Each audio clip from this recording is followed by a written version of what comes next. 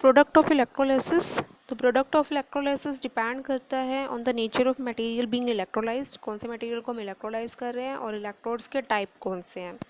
In the electrode, अगर electrode क्या है, इनर्ट है यानी प्लैटिनियम या गोल्ड के हैं, it does not participate in the chemical reaction में पार्टिसिपेट नहीं होंगे, and act as a source और सिंक फॉर द इलेक्ट्रॉन, ये इलेक्ट्रॉन के लिए एक तरह से सोर्स और सिंक का काम करेंगे।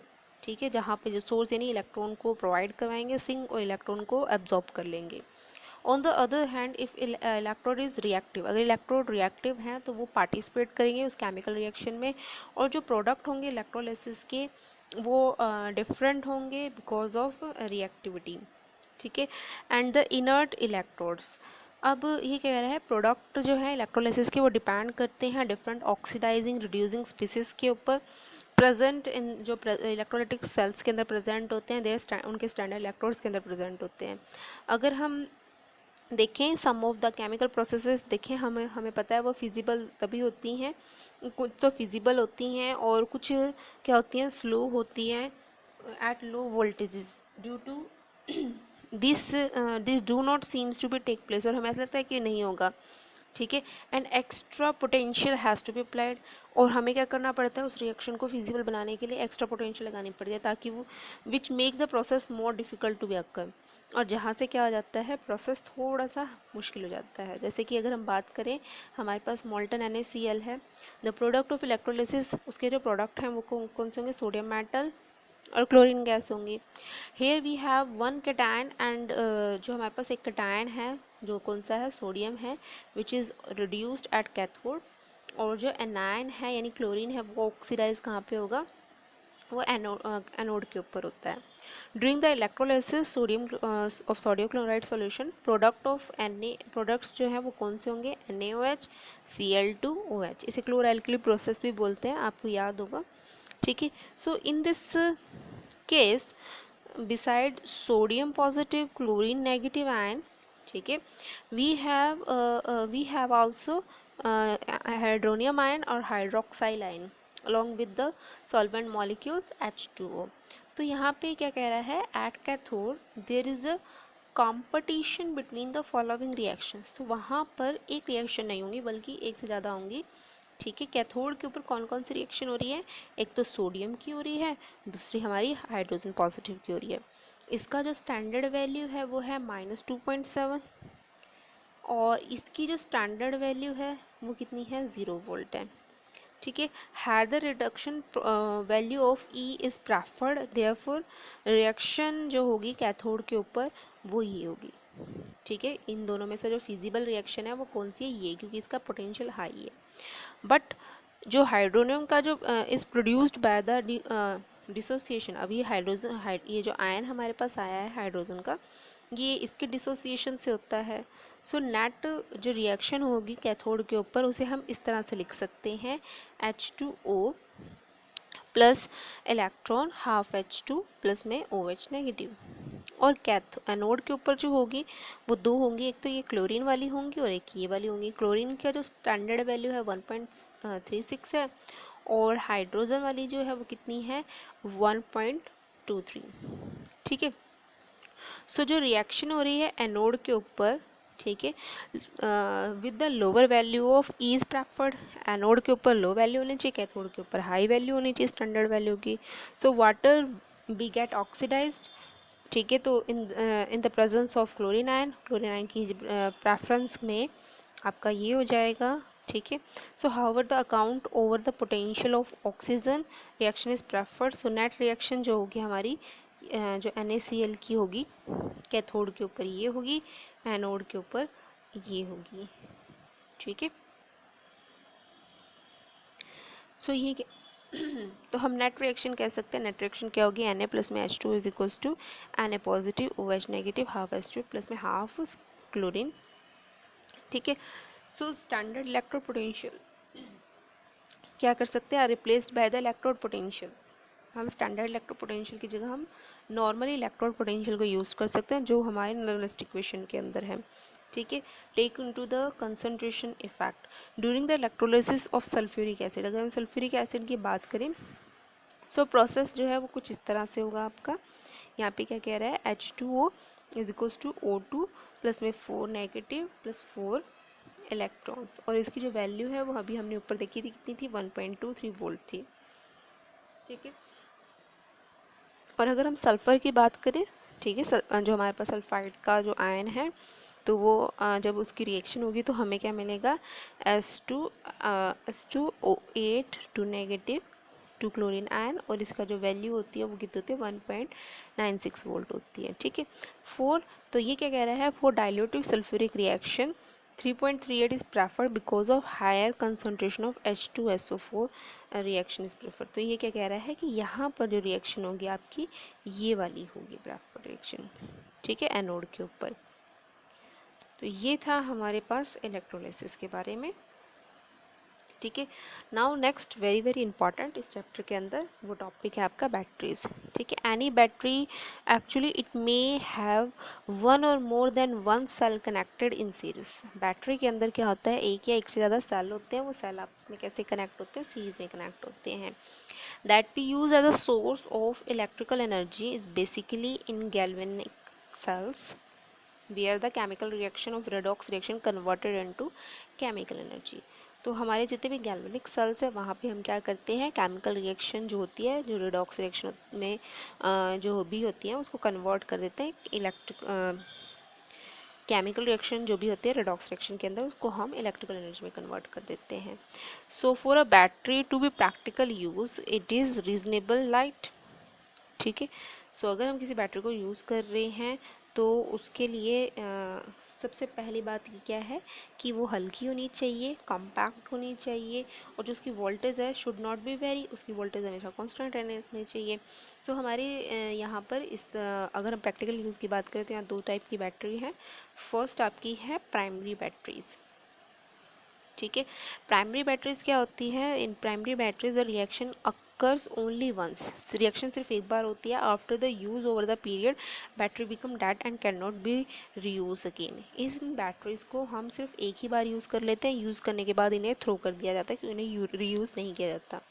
ठीक है, सो मोस्ट जो इसका फैमिलियर एग्जाम्पल है वो है ड्राई सेल, जिसे हम क्या कहते हैं, लक्लान सेल्स कहते हैं। ठीक है, क्योंकि इसकी जो डिस्कवरी है वो सर लेक्लांस ने की थी, इसलिए इसको लेक्लान सेल्स भी कहते हैं। Which is commonly in 4 transistor and the clock. इस तरह के सेल्स को हम कहाँ यूज़ करते हैं, ट्रांजिस्टर्स के अंदर और क्लॉक के अंदर, घड़ियों के अंदर भी यूज़ करते हैं। ठीक है, the cell consist of a zinc container. अब सेल के अंदर होता क्या है, अगर आप इस डायग्राम को देखें तो सेल के अंदर एक जिंक का कंटेनर होता है। ठीक है, which act as a anode, जो किसकी तरह काम करता है, एनोड की तरह काम करता है। ये देखो यहाँ अगर आप देखोगे यहाँ पर ये जिंक का कप है, कप शेप में है कंटेनर, जिसे हम क्या कहेंगे, एनोड कहेंगे। ठीक है, and cathode is a carbon, यानी ग्रेफाइट का होता है ये वाला पोर्शन बीच में। ठीक है, ये पोर्शन किसकी तरह काम करता है, यहाँ पे ये पोर्शन करता है हमारे कैथोड की तरह। ठीक है, रोड है ये एक तरह की, सराउंडेड बाय मैग्नीशियम ऑक्साइड। इसके चारों तरफ ये जो है, ये जो मटेरियल यहाँ यूज़ कर रहे हैं, ये हमारा क्या होता है, मैग्नीशियम ऑक्साइड होता है। ठीक है, space is between electrode is film wash paste aluminium chloride. अब इसने क्या कहा है, इलेक्ट्रोड के बीच का जो स्पेस है उसको हम किससे फिल करते हैं मोस्ट पेस्ट होता है हमारे पास एल्यूमिनियम क्लोराइड का, इस पेस्ट से हम क्या करते हैं, फिल करते हैं। यानी आप कह सकते हो कि इलेक्ट्रोड के बाद जो भी हमें मैग्नीशियम ऑक्साइड, फिर उसके बाद हमारे पास यहाँ पे अमोनियम, जो भी हमारे पास है अमोनियम क्लोराइड, और उसके बाद हमारे पास जिंक का कंटेनर। ठीक है, इस तरह से होता है। सो एनोड के ऊपर जो रिएक्शन है वो कौन सी होगी, एनोड के ऊपर ये रिएक्शन होती है हमारे पास। ठीक है, अमोनियम क्लोराइड के साथ हम जिंक क्लोराइड भी यूज़ करते हैं यहाँ पे। ठीक है, वैसे तो अमोनियम क्लोराइड ही होता है मेन यहाँ पे। एनोड के ऊपर रिएक्शन क्या होगी, ये, कैथोड के ऊपर आपकी ये रिएक्शन होगी। सो हम कह सकते हैं in the reaction at cathode magnesium is reduced from 4 state. Magnesium की जो ऑक्सीडेशन स्टेट है वो 4 है, और 4 स्टेट से कहाँ पे चला जाता है, 3 स्टेट पर। ठीक है, यहाँ पे इसकी जो ऑक्सीडेशन स्टेट है वो 4 है इस स्टेट के अंदर, और यहाँ पे इसकी जो ऑक्सीडेशन स्टेट है वो 3 है। अमोनियम जो प्रोड्यूस्ड होता है is a form a complex ion, complex बनाता है किसके साथ, Zn के साथ, Zn2 पॉजिटिव, और हमें क्या देता है यहाँ पे ये वाला फॉर्मेशन करता है। और इस सेल की जो पोटेंशियल होता है, टर्मिनल पोटेंशियल, वो लगभग लगभग हमारे पास 1.5 वोल्ट के आसपास आता है। ठीक है। सो नेक्स्ट क्या है, mercury cell suitable for low current devices, जैसे कि मर्करी सेल्स को भी हम यूज़ कर सकते हैं प्राइमरी बैटरीज की जगह। मर्करी सेल्स को हम कहाँ यूज़ करते हैं, जितने भी हियरिंग एड्स होते हैं, छोटी वॉचेस होती हैं, जो रिस्ट वॉच होती है, उनके अंदर हम यूज़ करते हैं छोटे छोटे मर्करी सेल्स। उसमें क्या होता है हमारे पास, जिंक और मर्करी अमलगम जो होते हैं वो एनोड पे होते हैं, और एक पेस्ट होता है HgO मर्करी ऑक्साइड का, और कार्बन जो है वो किसकी तरह काम करता है, कैथोड की तरह काम करता है। ठीक है। और इसमें हम क्या करते हैं, पोटेशियम हाइड्रोक्साइड और जिंक ऑक्साइड का पेस्ट लगाते हैं, जैसे कि यहाँ पे लगाया गया था। ठीक है। तो यहाँ पे एनोड पे जो रिएक्शन होती है वो आपकी ये होती है, और कैथोड के ऊपर ये वाली रिएक्शन होती है। ठीक है। सो ये वाले सेल होते हैं, ये आपने देखे भी होंगे इस तरह के सेल्स। ओवरऑल रिएक्शन हम इस तरह से रिप्रेजेंट करते हैं। इस सेल की जो वोल्टेज होती है वो लगभग लगभग 1.35 वोल्ट की होती है। ठीक है। ये कांस्टेंट रहती है ड्यूरिंग इट्स लाइफ, और हम कह सकते हैं overall reaction doesn't involve any ion in the solution whose concentration change during is life time. तो इसका मतलब ये क्या कह रहा है कि आयन की कंसंट्रेशन चेंज नहीं होती, इसी वजह से इसके अंदर जो वैल्यू है इसके पोटेंशियल की वो वेरी नहीं करती है इतनी। ठीक है। नेक्स्ट है हमारे पास सेकेंडरी बैटरीज। ठीक है। सेकेंडरी बैटरीज क्या है, सेकेंडरी सेल्स या secondary batteries after can be use, यानी इन्हें यूज़ करने के बाद दोबारा किया जा सकता है, रिचार्ज किया जा सकता है, रिचार्ज करके हम दोबारा इसको यूज़ कर सकते हैं। ठीक है। सो सेकेंडरी सेल्स क्या होते हैं, इनको रिचार्ज किया जाता है, और उस केस में फर्स्ट जब इन्हें यूज़ करें तो करंट की डायरेक्शन मान लो ये होती है, और जब इन्हें रिचार्ज करें तो उस केस में करंट की डायरेक्शन अपोजिट हो जाती है। ठीक है। सो इस तरह से ये हमें यूज़ कर सकते हैं। A good secondary cells can undergo large number of discharging and charging cycle, यानी चार्जिंग और डिस्चार्जिंग साइकिल इसके अंदर होती है। और इन्हें हम कहाँ यूज़ करते हैं, ऑटोमोबाइल्स के अंदर, इन्वर्टर्स के अंदर हम इन्हें यूज़ करते हैं। इसमें क्या होता है, हमारा लेड का तो एनोड होता है, ठीक है, और ग्रिड्स यूज़ होते हैं जो किससे पैक्ड होते हैं, लेड ऑक्साइड के, जो किस की तरह काम करते हैं, कैथोड की तरह काम करते हैं। ठीक है। और हम क्या करते हैं, 98% सल्फ्यूरिक एसिड को यूज़ करते हैं एज अ इलेक्ट्रोलाइट। ठीक है। तो यहाँ पर जो रिएक्शन होती है एनोड के ऊपर वो ये होती है आपकी PbSO4 negative, PbSO4 plus 2 electron. Cathode के ऊपर होती है PbO2 प्लस में SO4 negative and this. So overall reaction को हम इस तरह से रिप्रेजेंट कर सकते हैं। जब हम चार्ज करते हैं, on charging the battery the reaction is reverse. Reaction reverse होने का मतलब क्या है कि आप कह सकते हो कि ये जो है वो एनोड के अंदर जो होता है, और आप कह सकते हो and cathode get converted into lead and lead oxide. ठीक है। तो यहाँ पे अगर आप देखें, ये जो PbSO4 है ये दोबारा इसमें और ये इस फॉर्म में कन्वर्ट होने लगता है। ठीक है। तो ये हमारी इस तरह की हम जो इन्वर्टर में भी यूज़ करते हैं बैटरी, ये वहाँ पे यूज़ होती हैं। ठीक है। तो इसमें क्या है, ये वाला पार्ट किसकी तरह काम करता है, यहाँ कैथोड की तरह, और ये वाला पार्ट यहाँ पे एनोड की तरह काम करता है। ठीक है। सो जो ये नेगेटिव टर्मिनल है जो येलो है, और जो बीच में आपके स्किन कलर के हैं ये पॉजिटिव टर्मिनल ग्रिड्स हैं, और यहाँ बीच में क्या होता है हमारा जो सल्फ्यूरिक एसिड है वो फिल होता है इसके अंदर। ठीक है। अनदर जो हमारे सेकेंडरी हैं वो है निकल कैडमियम सेल्स हैं विच है longer life time than the lead storage battery. इनकी लाइफ टाइम ज़्यादा होती है। ठीक है। बट ये एक्सपेंसिव है बिकॉज ऑफ द मैन्युफैक्चरिंग। ठीक है। तो हम इसके बारे में डिटेल में नहीं पढ़ेंगे इसकी कि ये कैसे काम करता है। ठीक है। इस बट ये भी हमारा क्या करता है, चार्जिंग रिचार्जिंग के बाद ही, डिस्चार्जिंग के थ्रू ये रिएक्शन करता है। और इसके अंदर जो रिएक्शन है कुछ इस तरह से होती है, कैडमियम, ठीक है, निकल हाइड्रोक्साइड, ये हो गया NiOH थ्राइस, ठीक है, कैडमियम ऑक्साइड, निकल हाइड्रोक्साइड और वाटर। ठीक है। तो ये हमारा क्या है, रिचार्जेबल निकल कैडमियम सेल्स हैं, जिसमें क्या होता है, जेली रोल अरेंजमेंट होता है। यहाँ पर ये जो अरेंजमेंट है ये एक तरह से जेली की फॉर्म में होते हैं। Suspended by layers, layer by layer ये सस्पेंड होते हैं एक दूसरे के अंदर, और इनके बीच में हम क्या यूज़ करते हैं, सोडियम हाइड्रोक्साइड पोटेशियम हाइड्रोक्साइड का मॉस्ट पेस्ट यूज़ करते हैं। ठीक है। तो अगर आप यहाँ देखोगे तो जो ये हमारे ये ब्लू कलर की है ये नेगेटिव की तरह काम करती हैं, और यहाँ पर अगर आप देखेंगे ग्रे जो कलर का है ये पॉजिटिव की तरह काम कर रहा है, और इनके बीच में जो येलो है वो आप कह सकते हैं इनका मॉस्ट जेल की तरह काम कर रहा है। ठीक है। तो ये था हमारा अनदर टाइप का। नेक्स्ट है फ्यूल सेल्स। फ्यूल सेल्स क्या है, the production of electricity by the thermal plant is not very efficient method, efficient method नहीं है क्योंकि इससे ज़्यादा एनर्जी नहीं बनती है, और दूसरा कारण क्या है कि पॉल्यूशन होता है। But in such plant the chemical energy of fossil fuels is first use for converting water into high pressure steam. इनमें क्या होता है, हम वाटर केमिकल एनर्जी से फॉसिल फ्यूल को बर्न करेंगे, उनसे जो एनर्जी आएगी उससे हम क्या करेंगे, वाटर को स्टीम में कन्वर्ट करेंगे हाई प्रेशर में, and this is then use to run turbine, और इस स्टीम को हम क्या यूज़ करते थे, टरबाइन को मूव करें ताकि हम इलेक्ट्रिसिटी को प्रोड्यूस कर सकें। We know that galvanic cells directly convert, और जैसा कि हम जानते हैं कि गैल्वेनिक सेल्स क्या करते हैं, केमिकल एनर्जी को इलेक्ट्रिसिटी में कर सकते हैं, और वो उनकी एफिशिएंसी हाई है।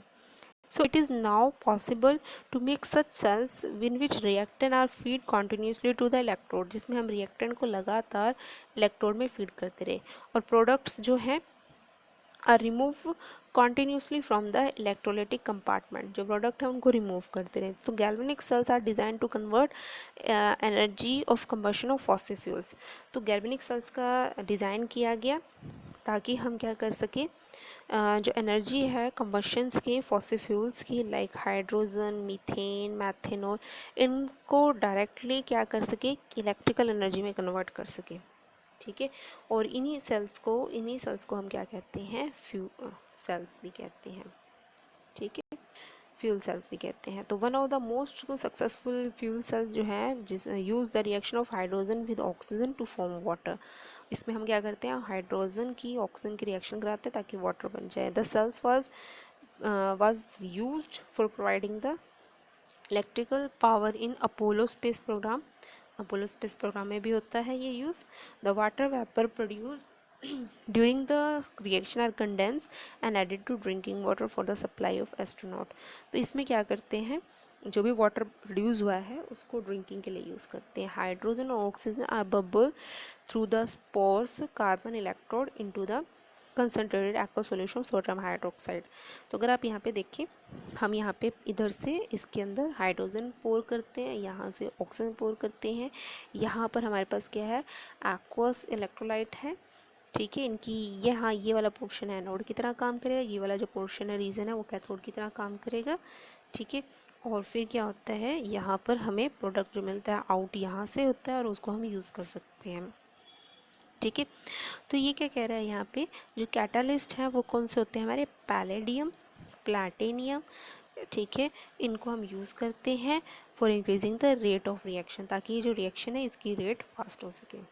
ठीक है। तो रिएक्शन जो है कैथोड के ऊपर ये होती है हमारी, एनोड के ऊपर ये होती है, और जो ओवरऑल रिएक्शन है वो हमारी ये है, H2 + O2 = 2H2O। सो सेल जो है लगातार चलता रहता है एज लॉन्ग एज रिएक्टेंट ना सप्लाई, जब तक हम हाइड्रोजन और ऑक्सीजन सप्लाई कर रहे हैं। जो फ्यूल सेल्स प्रोड्यूस करते हैं इनकी एफिशिएंसी जो है अबाउट 70% जो है ज़्यादा है। जो थर्मल पावर प्लांट होते हैं उनकी एफिशिएंसी 40% होती है। ठीक है। So there has been tremendous progress in the development of new electrode material, better the catalyst। ठीक है, बहुत सारे डेवलपमेंट चल रही है, हम कैटालिस्ट डेवलप कर रहे हैं, इलेक्ट्रोलाइट्स को डेवलप कर रहे हैं ताकि एफिशिएंसी जो है फ्यूल सेल्स की इंक्रीज हो सके ना। ऑटोमोबाइल्स में भी हमारे इस तरह के एक्सपेरिमेंट बेस्ड हो रहे हैं कि फ्यूल सेल्स जो है, क्योंकि पॉल्यूशन फ्री है, इनको यूज़ कर सके फ्यूचर के अंदर। ठीक है। लास्ट टॉपिक है आपका कोरोजन। कोरोजन आपको पता ही है, स्लोली आपकी जो सरफेस है, सरफेस की जो कोटिंग है मेटालिक ऑब्जेक्ट की, वो क्या हो जाती है, स्लोली वो क्या हो जाती है, डैमेज हो जाती है, ईटिंग अवे हो जाती है उनकी। तो हम कह सकते हैं कि जितने मेटालिक ऑब्जेक्ट्स हैं विद ऑक्साइड और साल्ट ऑफ द मेटल्स, वो क्या होते हैं, कोट होते रहते हैं। ठीक है, जैसे कि रस्टिंग ऑफ आयरन है, जो आपको पता है सिल्वर का जो कलर है टर्निश्ड हो जाता है। ठीक है, डेवलपमेंट ग्रीन कलर की कोटिंग है कॉपर के ऊपर होती है, एंड द ब्रॉन्ज। तो सम ऑफ द एग्जांपल है हमारे कोरोजन की हैं। ठीक है, it causes a numerous damage to the building. इसकी वजह से क्या हो सकता है, बिल्डिंग जैसे आयरन में रस्ट लग जाए, बिल्डिंग डैमेज हो सकती है, ब्रिज डैमेज हो सकते हैं, शिप में डैमेज हो सकते हैं। तो उन मटेरियल में डैमेज हो सकता है जिनके पार्ट क्या है, मेटेलिक हैं। सो और हमें पता है बहुत सारे अगर इनमें ज़्यादा डैमेज होता है तो हमारे काफ़ी रुपीज़ हैं वो वेस्ट हो जाते हैं। सो इन कोरोजन एक्चुअल में होता क्या है, मेटल जो है वो ऑक्सीडाइज होती रहती है। कैसे, बाय लूजिंग द इलेक्ट्रॉन।